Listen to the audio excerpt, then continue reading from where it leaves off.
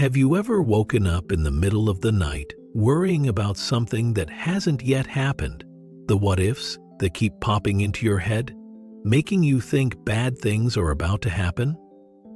While it's understandable to be concerned about these things, what if the majority of them fizzle out? Stop worrying excessively about things that haven't even happened yet.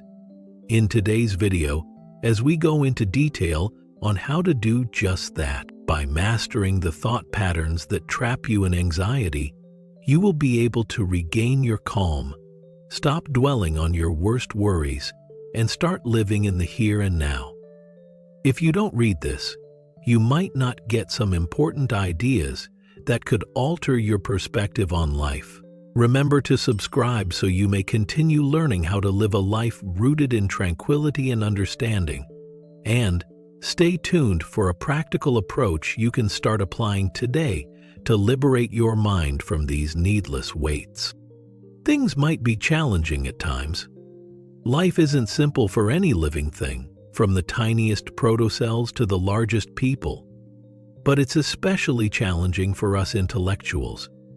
Both outside forces and your own thoughts present you with constant challenges.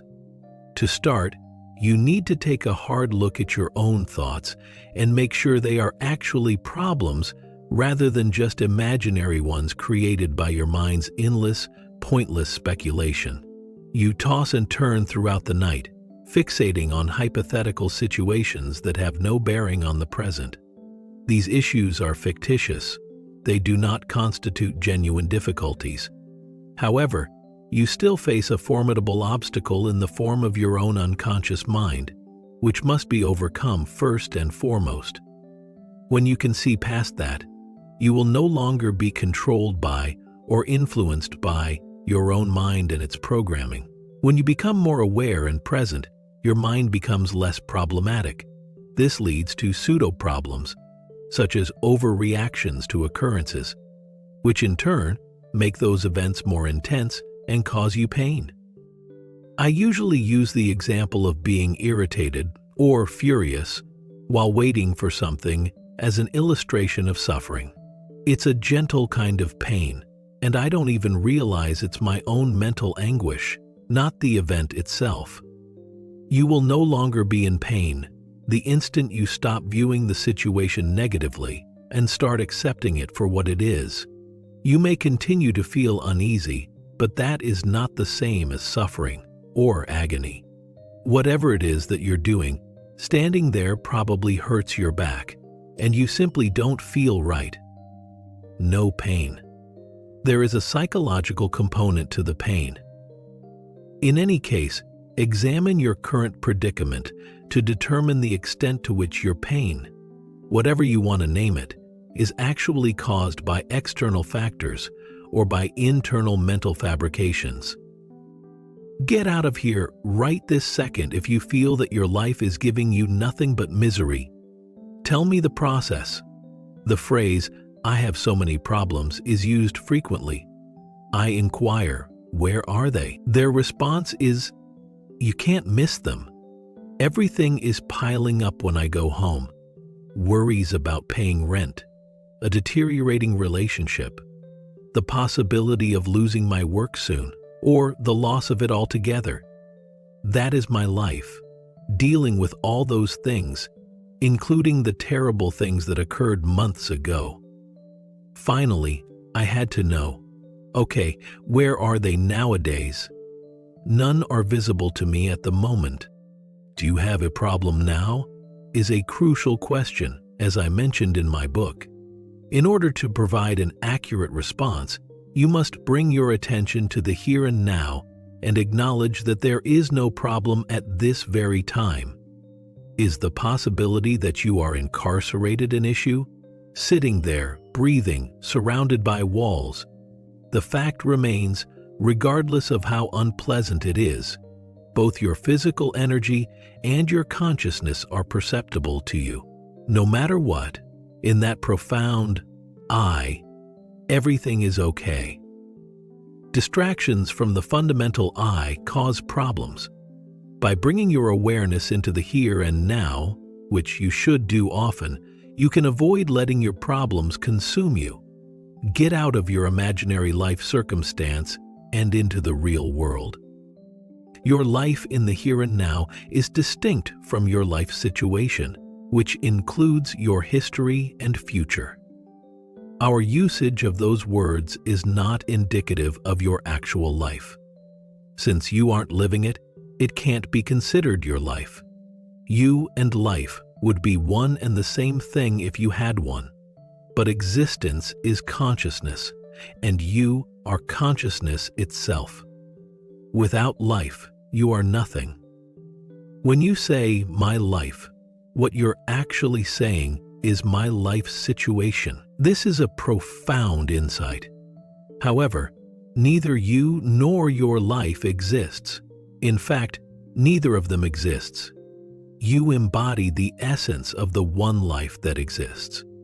There is no life outside of you. You are life. Thinking you have a life is deceiving, since it leads to self-pity and the creation of an internal dichotomy. Somewhat paradoxically, I feel sorry for myself. I am a victim of my life. For every me, there is an I. I can't live with myself any longer, was the feeling I had on the night of my sudden waking. Next, I considered the following. I am unable to bear the thought of being alone. Who is that self and what am I? One must be present in this space, together with the I. What a strange thing. Saying, "I hate myself," has a comparable effect. You remain in a certain dualism, even when you declare, "I love myself." Even if loving yourself is far better than hating yourself, someone has painted a picture of you, and you adore that picture. That could be a stepping stone, as it's better than self-hatred. I think it's great that you've decided to learn to love and accept yourself if you're unhappy with yourself.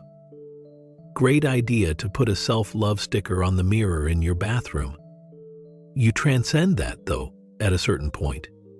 A loving conceptual identity is unnecessary once you just are yourself. Duality is the problem with that. "I love myself" is reminiscent of the Greek story of Narcissus. Despite the lack of mirrors in his day, Narcissus once caught a glimpse of himself in a pool of water as he strolled past. "Wow, look at that, that's me," he thought to himself, because he was attractive. We no longer require pools of water to take selfies, since our phones have become ubiquitous. An egotistical crush developed in Narcissus. "I really love myself" may sound admirable to some, but it was actually quite selfish. As you separate into two halves, the myth reveals that the human ego is born. In addition to me, self, and I, there is I.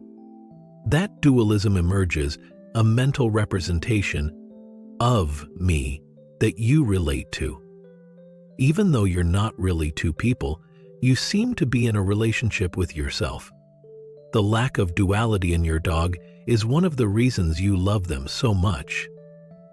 There is no love or hate in the dog's heart. It simply is.